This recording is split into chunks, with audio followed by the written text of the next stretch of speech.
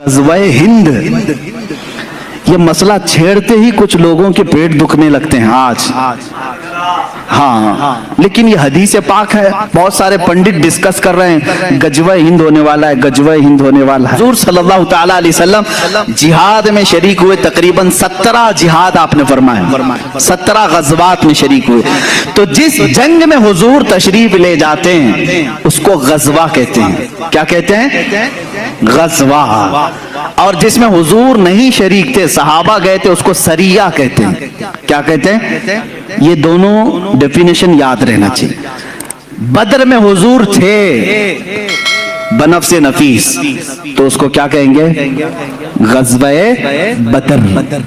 जिसमें हुजूर पाक सल्लल्लाहु तआला अलैहि वसल्लम अपने जिस्म अतहर के साथ शरीक रहे, जैसे जंगे उहद, उसको भी क्या कहेंगे? ग़ज़वा उहद। ग़ज़वा कहते हैं जिसमें हुजूर शरीक रहे। लेकिन एक जंग का तज़किरा मिलता है ग़ज़वा हिंद, ये मसला छेड़ते ही कुछ लोगों के पेट दुखने लगते हैं आज। हाँ, लेकिन ये हदीस पाक है, बहुत सारे पंडित डिस्कस कर रहे हैं ग़ज़वा हिंद होने वाला है, ग़ज़वा हिंद होने वाला है। हाँ, वो डिस्कस कर रहे हैं क्योंकि हदीसों की किताबें पढ़े होंगे। अच्छी बात है, तुम पढ़ करके ही डरते रहो।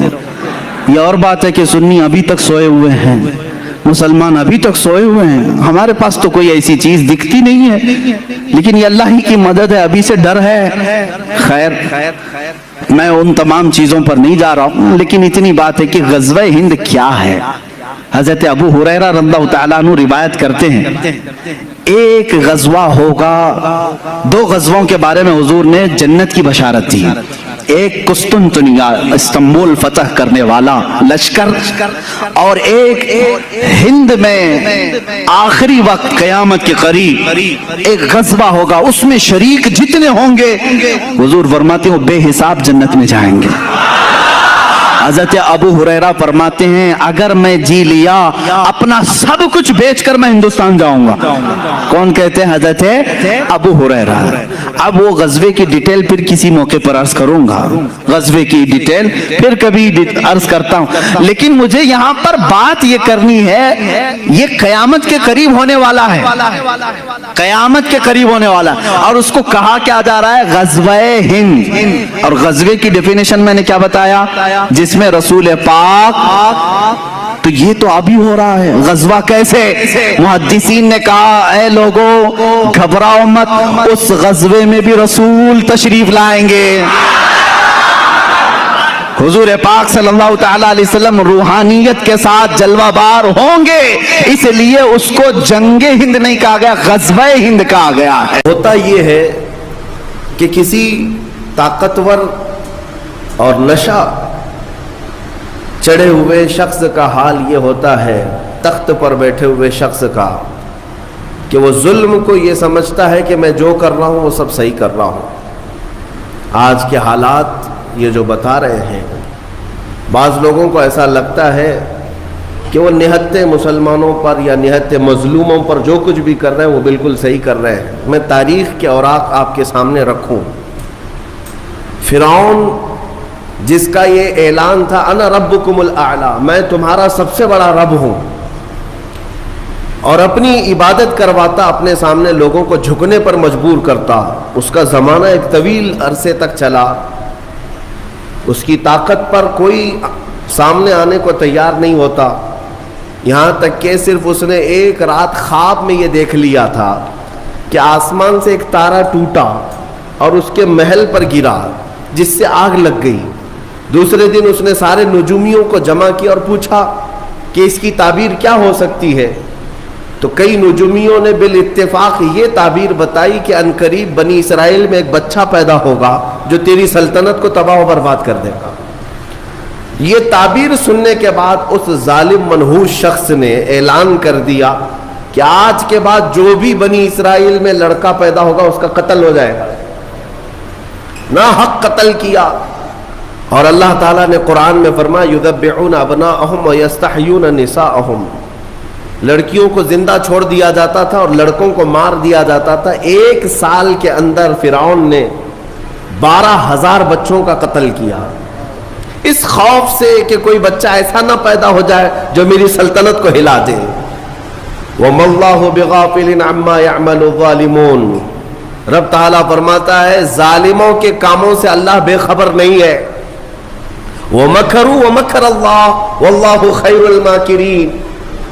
لوگ جو ہے دھوکے کے پلاننگ بناتے ہیں اور اللہ خفیہ تدبیر کرتا ہے, اور اللہ کی خفیہ تدبیر سب سے بھاری ہوتی ہے. یہاں تک کہ 12,000 بچوں کا قتل صرف اس ڈر سے کیا گیا کوئی بچہ ایسا نہ آ جائے جو میری سلطنت کو ہلا دے. دوسرے سال اور زیادہ کر دیا گیا. یہ بچوں کا قتل ہوتا رہا. ظلم کی ایک بڑی داستان اس نے لکھ دی, لیکن کیا وہ اپنی سلطنت بچا سکا؟ قادر مطلق کے فیصلوں پر قربان جائیں. جس بچے سے اسے خوف تھا کہ وہ میری سلطنت کو تباہ و برباد کر دے گا, وہ کوئی اور نہیں, وہ موسیٰ علیہ السلام کی شکل میں پیدا ہوئے. اور پیدا ہونے کے بعد بھی شان سے کہ اللہ تعالیٰ نے ان کی ماں کو حکم دیا کہ تم اپنے بچے کو ایک صندوق میں رکھ کر کے دریا میں بہا دو. بھلا ایک ماں پیدا ہوتے ہی اپنے بچے کو سمندر کی لہروں میں بہا دے گی؟ لیکن رب تعالیٰ فرماتا ہے وَرَبَطْنَا عَلَىٰ قَلْبِهَا, ہم نے ان کے دل کو مضبوط کیا. موسیٰ کی ماں کو انہوں نے موسیٰ علیہ السلام کو ایک صندوق میں رکھ کر کے دریا میں بہا دیا, اور وہ صندوق سیدھے فرعون کے باغیچے پر جا کر لگا. فرعون کی اولاد نہیں تھی, اس کی بیوی آئی, دیکھا خوبصورت بچہ ہے, اٹھا لیا, بیٹا بنا لیا. قرآن پاک میں موجود ہے سب. بیوی لے کر کے آئی فرعون کی اور کہا کہ ہم اس کو بیٹا کیوں نہ بنا لیں. فرعون نے کہا کہیں یہ بچہ تو نہیں ہے جو میری سلطنت کو ہلاک کر دے گا. فرعون کی بیوی نے کہا نہیں, یہ تو سمندر کی لہروں میں بہ کر آیا ہے, وہ بچہ تو بنی اسرائیل میں پیدا ہوگا. بہرحال موسیٰ علیہ السلام کی پرورش فرعون کے گھر میں ہو رہی ہے, لیکن کس انداز سے؟ جب فرعون نے یہ اعلان کیا کہ بادشاہ نے اپنا ایک بیٹا بنا لیا ہے اور شاہی انداز میں اس کی تربیت ہوگی, اسے دودھ پلانے کے لیے دایاں آئے. کمال ہے, 100 سے زیادہ دایاں آئی, لیکن موسیٰ علیہ السلام نے کسی کا دودھ نہیں پیا. ان کی بہن وہاں موجود تھی, یہ سب معاملہ دیکھ رہی تھی. انہوں نے کہا فرعون کی بیوی سے کہ میں ایک دایا جانتی ہوں جو سب بچے اس کا دودھ پی لیتے ہیں. کہا بلا لاؤ. وہ دوڑ کر گئی, اپنی ماں کو لے آئی. موسیٰ علیہ السلام 1 دن کے بچے ہیں, 1 دن کے, اور ان کی ماں واپس فرعون کے محل میں آئی. جب انہوں نے دودھ پلایا تو موسیٰ علیہ السلام دودھ پینے لگ گئے. فرعون نے بہت عالی تنخواہ کے ساتھ, بڑے معاوضے کے ساتھ موسیٰ علیہ السلام کی ماں کو اپنے گھر میں رکھا, شاہی دایا بن کر. یہ نظام قدرت ہے میرے مولا, یہ اللہ تعالیٰ کے فیصلے ہیں. جب وہ کسی طاقت کے نشے کو چور چور کرنا چاہتا ہے تو اسی کے گھر میں اپنے کمال کی چیزیں پرورش بھی دیتا ہے. موسیٰ علیہ السلام جوان ہوئے اسی کے گھر میں, لیکن اس کے بعد پھر جب جوانی کے بعد آپ کو نبوت کے اعلان کا حکم ہوا, پھر فرعون سے جو مقابلہ ہوا تاریخ شاہد ہے. موسیٰ علیہ السلام کا مقابلہ نہ وہ جادو سے کر سکا, نہ طاقت سے کر سکا, نہ فوج سے کر سکا. ایک وقت ایسا آیا کہ 1,00,000 فوج کو لے کر موسیٰ علیہ السلام کے پیچھے لگا. موسیٰ علیہ السلام سمندر میں راستہ پیدا کرتے ہوئے نکل گئے. فرعون جب ان راستوں پر آیا, رب تعالیٰ فرماتا ہے ہم نے سمندر کو حکم دیا جیسا تھا تو ویسا مل جا. سمندر کی لہروں نے آپس میں ایک دوسرے کو ملایا. ہمیشہ کے لیے فرعون سمندر میں غرق ہو گیا, جس کی طاقت کا حال یہ تھا کہ بڑے بڑے وقت کے سورما بات کرنے سے کپ کپاتے تھے. جادوگر بھی فرعون کے دربار میں سجدہ کرتے تھے, ماتھا ٹیکتے تھے, لیکن رب ذوالجلال نے پانی کے قطروں سے اسے ہمیشہ کے لیے ہلاک کر دی.